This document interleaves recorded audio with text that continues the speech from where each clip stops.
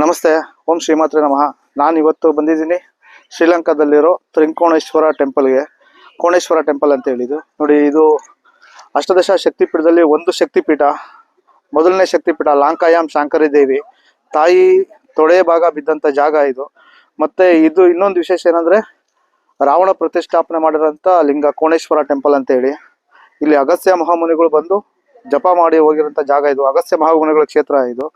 ತುಂಬಾ ವಿಶೇಷವಾದ ಜಾಗ. 18 ಶಕ್ತಿಪೀಠದಲ್ಲಿ ಮೊದಲನೇ ಶಕ್ತಿಪೀಠ ಈ ಕ್ಷೇತ್ರ ಲಾಂಕಾಯಾಮ್ ಶಾಂಕರಿ ದೇವಿ ಅಂತ. ಇದು ತ್ರಿಕೋಣ ಮಲೆ ಅಂತ ಕರೀತಾರೆ, ಯಾಕಂದ್ರೆ ಇದು ತ್ರಿಕೋಣಾಕಾರದಲ್ಲಿ ಇದೆ ಸಮುದ್ರ ಭಾಗದಲ್ಲಿ. ತುಂಬಾ ವಿಶೇಷವಾಗಿದೆ. ತುಂಬಾ ಜಾಗ ಸಮುದ್ರ ತೀರದಲ್ಲಿದೆ, ಸಮುದ್ರ ದಡದಲ್ಲೇ ಇದೆ. ತುಂಬಾ ಚೆನ್ನಾಗಿದೆ ಆ ದೇವಸ್ಥಾನ. 18 ಶಕ್ತಿಪೀಠದಲ್ಲಿ ಒಂದು ಶಕ್ತಿಪೀಠ. ಜಗದ್ಗುರು ಶಂಕರಾಚಾರ್ಯರು ಇಲ್ಲಿ ಶ್ರೀಚಕ್ರ ಹಾಗೂ ತಾಯಿ ಮೂರ್ತಿನ ಪ್ರತಿಷ್ಠಾಪನೆ ಮಾಡಿದ್ದಾರೆ. ತುಂಬಾ ಚೆನ್ನಾಗಿದೆ. 18 ಶಕ್ತಿಪೀಠ ಯಾತ್ರೆ ಮಾಡೋರು ಒಮ್ಮೆ ಇಲ್ಲಿ ಬಂದು ತಾಯಿ ಆಶೀರ್ವಾದ ಹಾಗೂ ಪರಮಾತ್ಮ ಶಿವನ ಅನುಗ್ರಹ ಪಡೆದೋಗ್ಬೇಕು ಅಂತೇಳಿ ನಾನು ಎಲ್ಲರೂ ಕೇಳ್ಕೊತೀನಿ.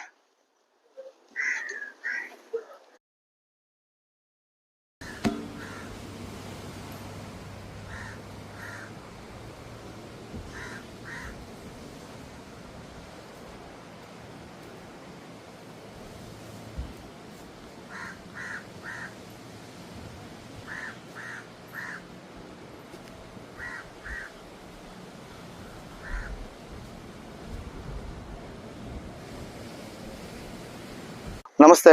ಓಂ ಶ್ರೀಮಾತ್ರೆ ನಮಃ. ನಾನು ಇವತ್ತು ಬಂದಿದ್ದೀನಿ ಶ್ರೀಲಂಕಾದಲ್ಲಿರೋ ತ್ರಿಂಕೋಣೇಶ್ವರ ಟೆಂಪಲ್ಗೆ.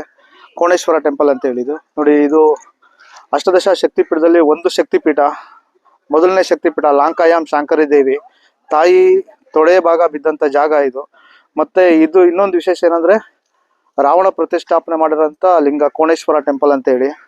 ಇಲ್ಲಿ ಅಗಸ್ತ್ಯ ಮಹಾಮುನಿಗಳು ಬಂದು ಜಪ ಮಾಡಿ ಹೋಗಿರೋಂಥ ಜಾಗ ಇದು. ಅಗಸ್ತ್ಯ ಮಹಾಮುನಿಗಳ ಕ್ಷೇತ್ರ ಇದು. ತುಂಬಾ ವಿಶೇಷವಾದ ಜಾಗ. 18 ಶಕ್ತಿಪೀಠದಲ್ಲಿ ಮೊದಲನೇ ಶಕ್ತಿಪೀಠ ಈ ಕ್ಷೇತ್ರ ಲಾಂಕಾಯಾಮ್ ಶಾಂಕರಿ ದೇವಿ ಅಂತ. ಇದು ತ್ರಿಕೋಣ ಮಲೆ ಅಂತ ಕರೀತಾರೆ, ಯಾಕಂದ್ರೆ ಇದು ತ್ರಿಕೋಣಾಕಾರದಲ್ಲಿ ಇದೆ ಸಮುದ್ರ ಭಾಗದಲ್ಲಿ. ತುಂಬಾ ವಿಶೇಷವಾಗಿದೆ. ತುಂಬಾ ಜಾಗ